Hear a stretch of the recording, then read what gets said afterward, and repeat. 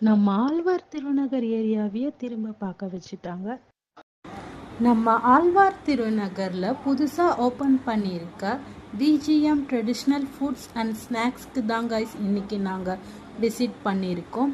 இவங்க menu card பெருசாக இருந்தாலும் இதில் இருந்து சில டிஷ் நாங்கள் ஆர்டர் பண்ணியிருந்தோம்.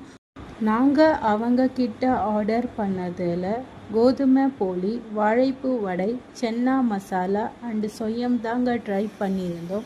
அந்த கோதுமை போலியும் வாழைப்பூ வடையும் ரெண்டுமே சாப்பிட்றதுக்கு சும்மா வேறு லெவலில் இருந்ததுங்க. அந்த கடையோட ஹைலைட்டே பார்த்தீங்கன்னா குழி பணியாரம் தான். ட்ரை பண்ணி பார்த்தா செம்மையாக இருந்ததுங்க.